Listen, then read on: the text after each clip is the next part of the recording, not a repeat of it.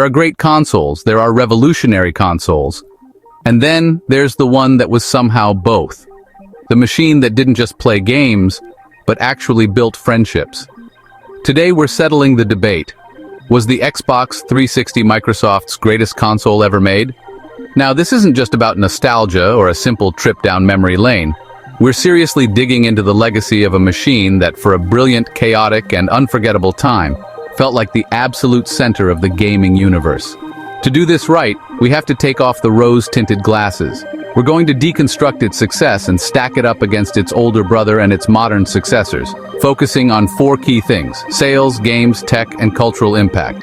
We'll pit it against the beast that started it all, the original Xbox. We'll see how it compares to the consoles that followed, the Xbox One and the current Gen Series X and S. Through this clash of generations, we'll figure out if the 360's reign was just a fluke, a perfect storm, or a masterclass in design that Microsoft has been trying to replicate ever since. This is the story of how a curvy white box with a glowing green circle completely captured the hearts and minds of a generation. Before we can really appreciate the lightning in a bottle that was the 360, we have to look at the world it was born into. And that story starts with its big brother, the original Xbox.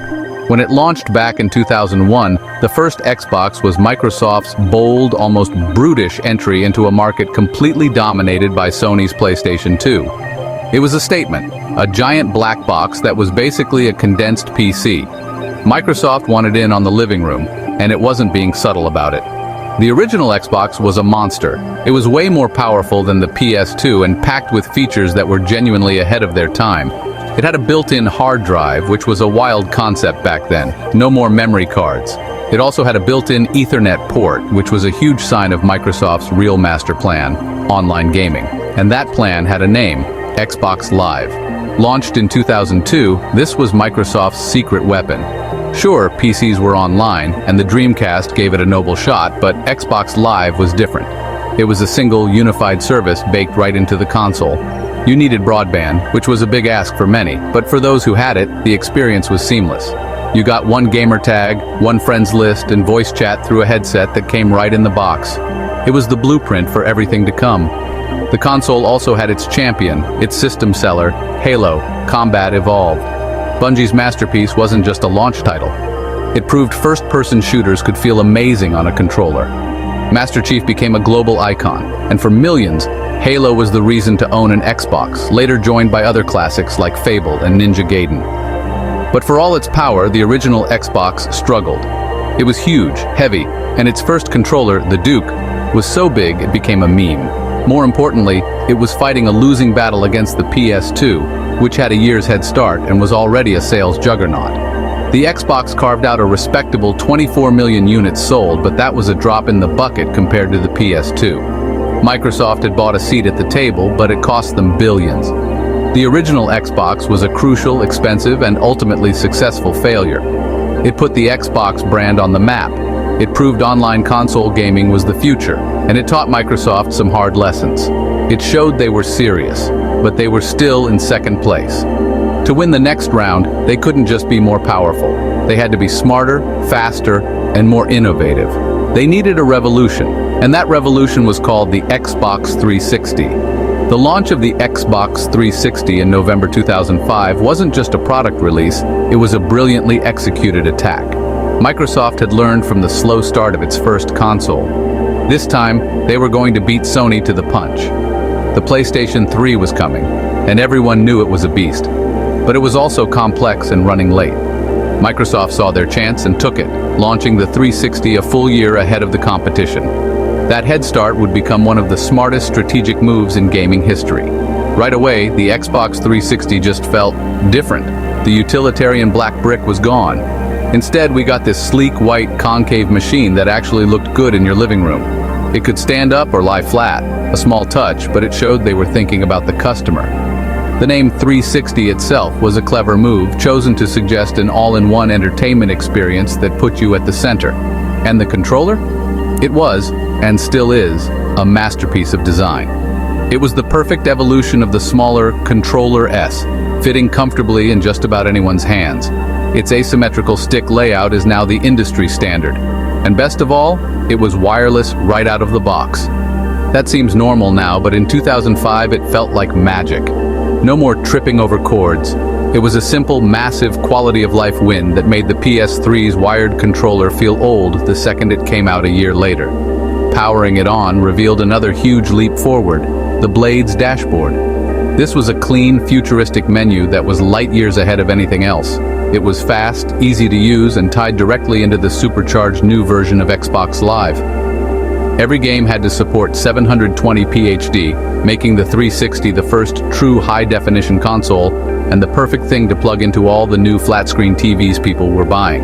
HD gaming was the core promise, and boy, did it deliver. Under the hood, the 360 was a clever piece of tech. It had a custom triple-core IBM CPU and a powerful ATI graphics chip. These specs might sound tiny today, but in 2005, it was a balanced and flexible system that developers found easy to work with. Unlike the PS3's notoriously complex cell processor, the 360 was straightforward. This meant that for years, most multi-platform games simply looked and ran better on the 360. Launch titles like Call of Duty 2 were stunning and set a new bar for console graphics. Microsoft had built a machine that was powerful, beautiful, and developer-friendly. The revolution had begun. Microsoft wasn't just in the game anymore, they were running it. If the 360's hardware was the body of the revolution, Xbox Live was its soul. This is where Microsoft didn't just compete. It completely changed what it meant to play games online. The foundation from the original Xbox was built into a sprawling, essential social network that became the 360's single biggest weapon. For a whole generation, the Xbox 360 experience was the Xbox Live experience. At the very center of it all was one feature, Party Chat. It is impossible to overstate how much this changed gaming. Before this, you could only talk to people in your current match. The second the game ended, you were cut off. Party Chat was different. It was a persistent voice chat that worked across the entire system. You and 7 friends could form a party and just hang out for hours. You could jump from a Halo 3 lobby to a Gears of War co-op campaign to just browsing the dashboard, all without ever dropping the conversation. This one feature turned gaming from a lonely activity into a constant social hangout. It was the digital version of the basement couch. Friendships were literally forged in the ambient noise of Party Chat. It kept you glued to your console just because your friends were there. The iconic bloop bloop sound of a friend joining the party is a core memory for millions. But it wasn't just about talking. Microsoft gamified the whole experience with achievements and gamerscore. Every game had a list of challenges, from finishing the first level to something insane like beating the game on the hardest mode without dying. Each one you earned added points to your gamerscore, which was a public number that instantly became a source of pride and competition. Suddenly, you didn't just beat games, you mastered them. That satisfying bloop sound an achievement made was pure Pavlovian joy. It pushed you to explore every corner of a game and squeeze every ounce of value out of it. Your gamerscore was a living diary of your gaming life. An entire subculture popped up online around achievement hunting. It was a brilliant, simple system that kept everyone hooked on the platform. This online world was also home to a digital marketplace that would change everything, the Xbox Live Arcade, or XBLA. This wasn't just for selling goofy add-ons. It was a curated storefront for smaller, downloadable games that were bursting with creativity. This is where the indie game revolution truly kicked off on consoles. Games like Castle Crashers, Braid, Limbo, and Geometry Wars weren't just little diversions. They were massive hits that proved digital-only games could be incredible. XBLA gave small developers a direct path to a huge audience, and you could download a demo for almost everything, a try-before-you-buy feature that feels like a forgotten luxury today. Finally, Microsoft gave this whole online identity a face with avatars. These were cute, customizable cartoon versions of yourself. While some hardcore gamers rolled their eyes, avatars were a smash hit, adding a layer of fun and personality to your profile. It was another small, smart touch that made your Xbox feel like it was truly yours. Together, Party Chat, Achievements, XBLA, and avatars created an online experience that was simply unmatched. It was social, it was competitive, and it was constantly growing. It turned playing a game into being part of a global community, and it was the engine that powered the Xbox 360 through its golden age. No matter how great the hardware or online service is, a console is nothing without its games. And it's here, in the sheer quality and cultural weight of its library, that the Xbox 360 makes its case for being the greatest. For the better part of a decade, the 360 was a powerhouse, delivering a constant stream of legendary exclusives. The empire was built on what fans call the holy trinity of Xbox exclusives: Halo, Gears of War, and Fable. These weren't just games, they were events. Halo 3, released in 2007, was the peak of the franchise. The Finish the Fight marketing was everywhere. The game itself was a masterpiece, wrapping up the original trilogy while delivering a multiplayer suite that became a global obsession. Then you had Gears of War. Epic's 2006 masterpiece was the 360's first true killer app. It was a gritty third-person shooter that basically invented the cover-based mechanic and showed off the stunning power of the Unreal Engine 3. That Lancer rifle with the chainsaw on it? Instantly iconic. Its focus on co-op, especially the legendary Horde mode, made it a cornerstone of Xbox Live. Rounding out the trinity was Fable 2. This charming, funny action RPG was the perfect antidote to all the gritty shooters. It gave you a beautiful world to explore where your choices actually mattered, all delivered with a very British sense of humor. It proved the 360 wasn't just a machine for online shooters, it could also deliver unforgettable single-player adventures. Beyond those three, the exclusive lineup ran deep. The Forza Motorsport series cemented itself as the king of racing sims. And the 360's real power came from being the best place to play third-party games. For most of the generation, its friendly architecture and amazing online service made it the lead platform for developers. This led to an era of masterpieces. It was the generation of BioShock's Trip to Rapture and the galaxy-spanning story of the Mass Effect trilogy. It was the home of Bethesda's crowning achievement, The Elder Scrolls V: Skyrim, a game that became a cultural phenomenon. And of course, there was Call of Duty. The release of Call of Duty 4, Modern Warfare in 2007 was a lightning strike. That, along with Halo 3, redefined the online shooter. Its fast-paced action and revolutionary unlock system became the genre's blueprint. For millions, the lobbies of Modern Warfare and its sequel, Modern Warfare 2, were their digital home. For years, Xbox was simply synonymous with Call of Duty. The library was made even stronger by Rockstar Games. Grand Theft Auto 4 was a massive release, and the 360 was the only place you could get its two huge story expansions. Later, it would host the launch of both Grand Theft Auto V and the phenomenal Red Dead Redemption, one of the most beloved games of all time. And we have to come back to Xbox Live Arcade. It wasn't a sideshow, it was essential to the 360's identity. Firing up a 4-player game of Castle Crashers or trying to solve the mind-bending puzzles of Braid were core 360 experiences. Even the controversial Kinect motion sensor added to the library's range. Core gamers may have scoffed, but Kinect became a huge hit with families. When you look back at the Xbox 360's library, its strength is just undeniable. It had the defining exclusives. It had the best versions of the biggest third-party games. It had something for the most hardcore shooter fan and the most casual party gamer. No other Microsoft console has even come close. A console's legacy isn't just about sales numbers, it's about the stories people tell. And the Xbox 360 era was a true cultural moment, complete with its own language, its own rituals, and even a shared trauma. The culture of the 360 was forged in late-night party chats and hyper-competitive multiplayer. It was a time when your gamertag was your identity, and your gamer score was your street cred. Xbox Live didn't just connect us, it created a shared experience. We all knew the thrill of that achievement bloop. We all knew the fun of tricking out our avatar. And we all knew the chaotic, unfiltered energy of a Call of Duty lobby. It was the Wild West of online gaming, messy, sometimes toxic, but undeniably alive. But you can't tell the 360's story without talking about its biggest, most catastrophic flaw, the red ring of death. If you weren't there, it's hard to explain the gut-wrenching panic this caused. The console's power button had 4 lights. Green was good. But if 3 of them flashed a sinister red, it meant your console was bricked. It was the angel of death for your Xbox, and for the early models, it was terrifyingly common. The problem was traced back to the console overheating, which warped the motherboard. Microsoft's rush to beat the PS3 to market had led to a massive design flaw. The internet was flooded with folk remedies, like the infamous towel trick, where you'd wrap your console in towels to intentionally overheat it.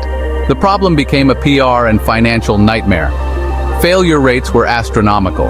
Microsoft was facing a crisis that could have killed the entire brand. In a move that probably saved Xbox, the head of the division, Peter Moore, went to CEO Steve Ballmer and told him the fix would cost them over $1 billion. They made the call: extend the warranty to 3 years for any console with the red ring and repair every single one for free. It was a staggering cost, but it was a defining moment. By taking the hit and owning their mistake, Microsoft turned a disaster into a strange moment of trust building. In a weird way, the red ring of death became a unifying thing.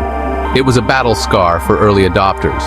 Every 360 owner either had it happen to them or knew someone who did. The dread of seeing those red lights, the pain of shipping your console off, and the sheer relief when it came back created this powerful, shared story. It's a flaw that's now remembered almost fondly, a testament to how much people loved the console that they were willing to put up with it. The red ring is a part of the 360's legacy, a symbol of its flawed birth, but also of the company's commitment and the community's passion. The real test of any greatest ever claim is how a console compares to its own family. The 360 wasn't Microsoft's first console, and it wasn't the last. To really see where it stands, we have to put it next to the Xbox One and the Series XS and ask, did they ever recapture that magic? First, the Xbox One. Launched in 2013, its successor stumbled right out of the gate.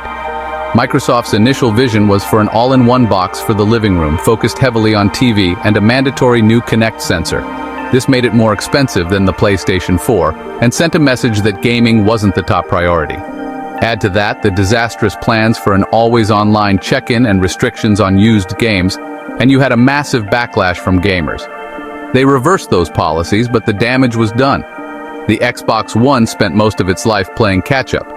While it eventually became a great console thanks to Phil Spencer's leadership and fantastic services like Game Pass and backward compatibility, it never reached the same heights as the 360. It sold far fewer units and was always trailing the PS4. The graphical leap from the 360 to the One just didn't feel as massive as the jump from SD to HD had. The Xbox One was a good console, but it lost the momentum, the developer love, and the cool factor that the 360 had in spades. Then we have the current generation, the Xbox Series X and S. These are technical monsters. The Series X is a performance powerhouse delivering 4K graphics and lightning-fast load times. Microsoft's strategy has also shifted entirely to an ecosystem built around Xbox Game Pass. This Netflix for games is arguably the best deal in gaming today. But even with all that power and the genius of Game Pass, the Series generation hasn't replicated the singular cultural boom of the 360 era. The industry itself has changed. The console isn't the center of the universe anymore. It's just one way to play, alongside PC and cloud gaming. All those revolutionary social features from the 360, party chat, achievements, a unified online service, are now just standard expected features on every platform. The Xbox 360 just hit at the perfect time. It rode the wave of the HD transition, it pioneered the modern online console experience, and it did it all with a library of games that defined a generation. It wasn't just a box, it was the heart of a major shift in how we play games together. The Xbox One was a stumble, and the Series XS are amazing machines leading a service-based charge. But neither has matched the 360's perfect storm of timing, innovation, and culture that made it feel, for one glorious generation, like the undisputed king of the hill. When you lay it all out, the sales, the games, the innovation, the cultural impact, the picture becomes incredibly clear. The Xbox 360 is in a league of its own in Microsoft's history. It's the company's best-selling console ever, with around 86 million units sold worldwide. It didn't just compete with the PlayStation 3. For a huge part of that generation, it was winning, something no other Xbox has managed since. But it's more than just numbers. It was a machine that defined an era. It took the idea of online console gaming and made it the standard, creating the social blueprint that everyone else still follows.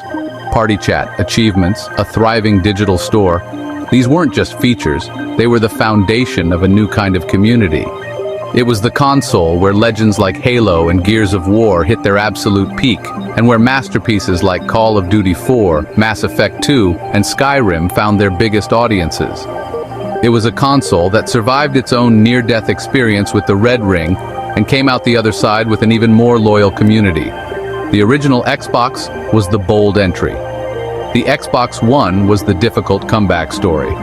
The Xbox Series consoles are the heart of a new, service-driven world. They're all critical parts of the Xbox story, but the Xbox 360, the 360 was the perfect storm.